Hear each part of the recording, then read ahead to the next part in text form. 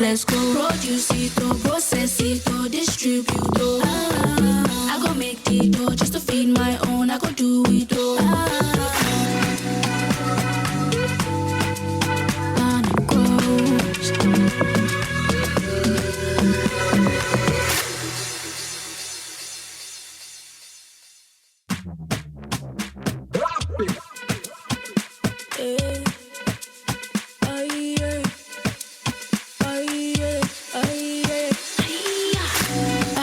Hello and welcome to Ghana Grows Ejuma. This is the authoritative program that is energizing and inspiring young people in Ghana and beyond to take up opportunities within the agriculture and ATVET sectors. This program is proudly brought to you by MasterCard Foundation and Springboard Roadshow Foundation. I'm your host, Araba Kumson.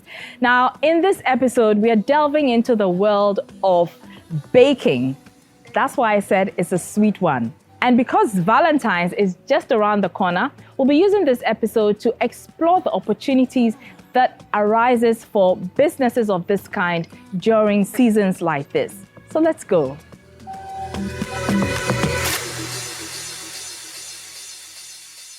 Today we are at Nuvivi Cakes and Pastries located in Tema. Now, Nuvivi Cakes and Pastries is not just known for their mouth-watering cakes, but also for training people in this industry. But how do they marry creativity and the demands of running a business? Let's find out. Let's go. Produce it, process it, distribute it. My name is Chocho Senam Ayayi, and I'm the CEO and founder of Nuvivi Cakes and Pastries. Jojo, how did you get into bakery? Tell us about your journey into bakery. So when I was in tertiary, I've always loved eating cakes. Okay. So I wanted to know what goes into making cakes. So during my free time after lectures, I went to a friend to teach me how to make cakes. Okay. And that's where the journey started for me. So you didn't go to cake making school? I went later on. Later on? Yes. Oh, okay. So how different was what you learned from your friend from the cake making school? There's a vast difference because they teach you how to be a professional, how to take it from your kitchen to a main bakery, how to expand your business. So there was a difference.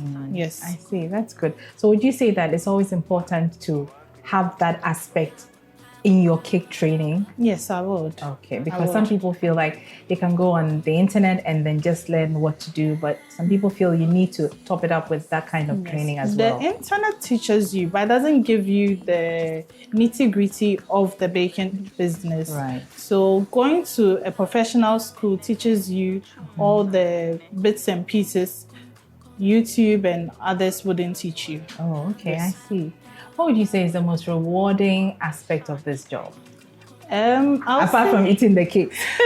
Okay, I'll say that waking up every day, coming to your own place of business is very rewarding and fulfilling, and to see it grow over the years is very rewarding because I started in my mother's kitchen, and then without any financial help from anywhere, it's just the profits I have pushed back into the business. It's been rewarding watching it grow to this point. I can imagine. Yes. That's very inspiring. But speaking of inspiration, what inspires your decorations and designs on your cakes?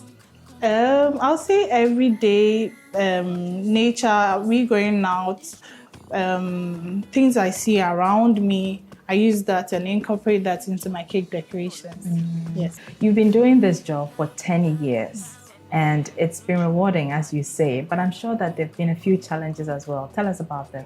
Yes, there have been a few challenges. Delivery is a major challenge, especially when it's going far.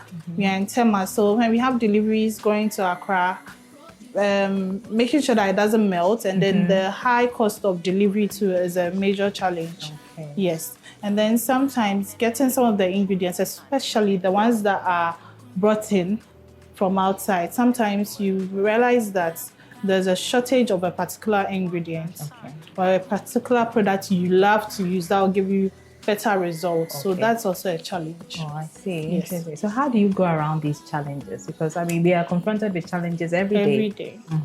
Yes. We try to improvise.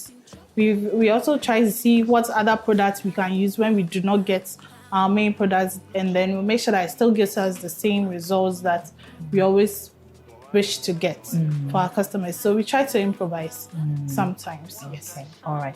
Jojo, I also know that you run a training school of a Yes. sort. Tell us about that. What inspired that decision to start a training school and Okay. teach or pass on your craft?